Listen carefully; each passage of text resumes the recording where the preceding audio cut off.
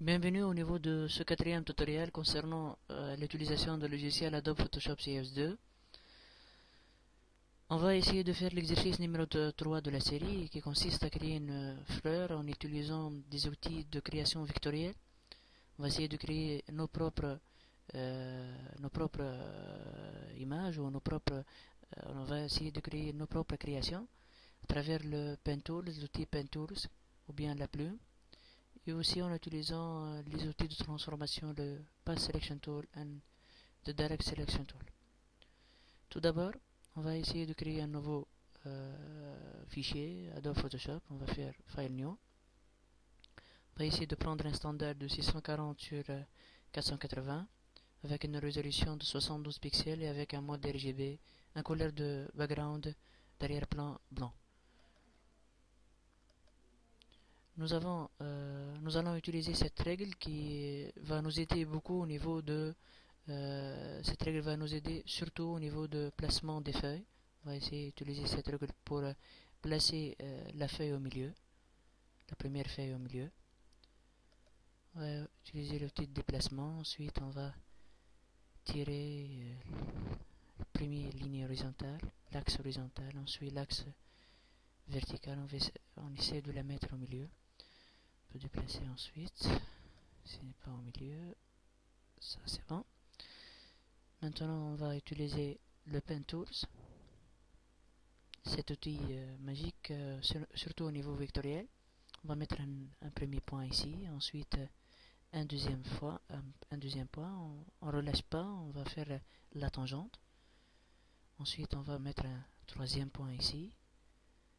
Un quatrième point. On relâche pour mettre cette forme. On n'a pas eu la forme que nous voulons. Ensuite, on va utiliser le Direct Selection Tools pour modifier notre travail. On va essayer d'utiliser les points d'ancrage. On va essayer maintenant de modifier la tangente.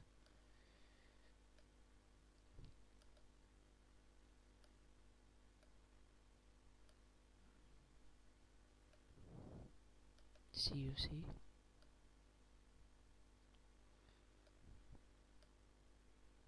On va essayer de la mettre ici. On va développer ça. C'est à peu près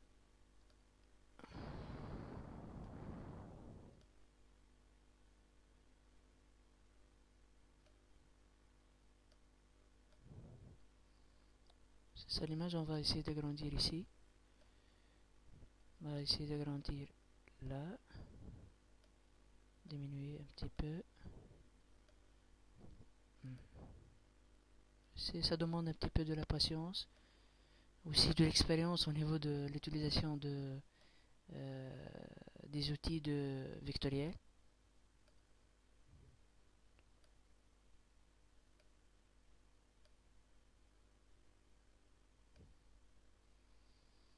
On va essayer d'augmenter ici un petit peu ici. Ça c'est un petit peu notre feuille. On va essayer de voir au niveau de ça, paraît elle a une bonne allure. Ensuite on va essayer de transformer cette forme qui est une image un petit peu vectorielle. On va le faire transformer en image matricielle. On va faire un clic droit. On va faire Rasterize Layer. Remarquez que il est devenu on a changé cette forme en image matricielle. On va le nommer feuille 1. Ensuite on va essayer de dupliquer ces feuilles, ce calque. On va faire, vous avez plusieurs possibilités, soit vous utilisez Layer Duplicate Layer, ou vous pouvez faire déplacer au niveau de nouveau calque, vous avez la copie, ou bien d'utiliser le CTRL J pour faire des copies. On va faire 4 copies. On va le nommer respectivement feuille 1, feuille 2, feuille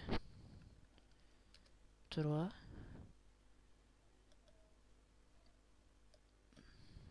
feuille 4. Ensuite, on va passer pour la feuille numéro 2. On va essayer de faire une transformation. On va faire Edit, Transform, Flip, Vertical.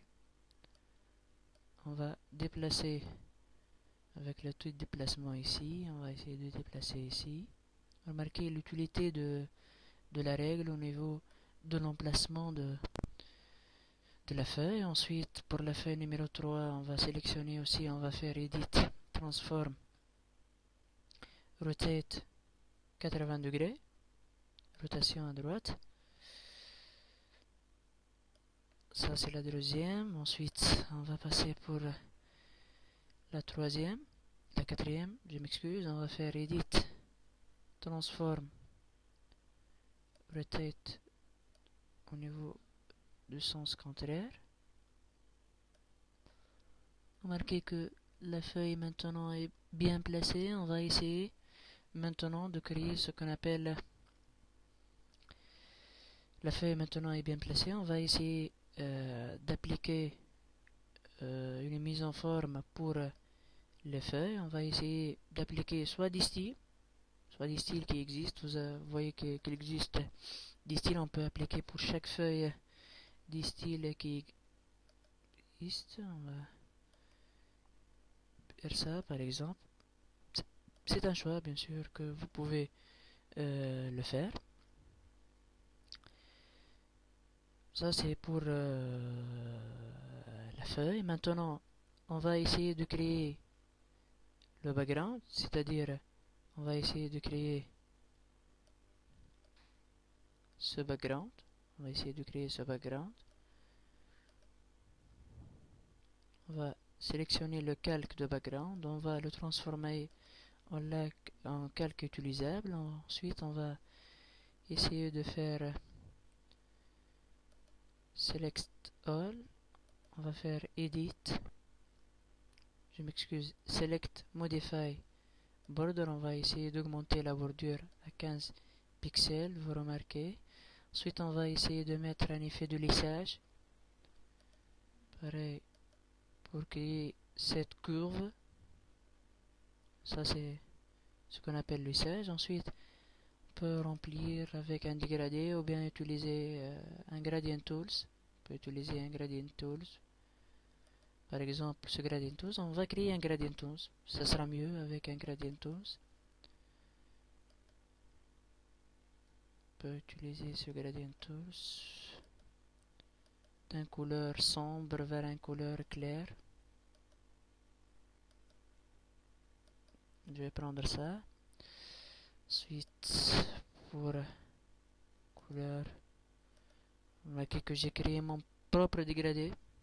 C'est ok. On va la remplir maintenant. Ensuite, on va faire select, deselect. Pour la règle, on peut déplacer les règles ici.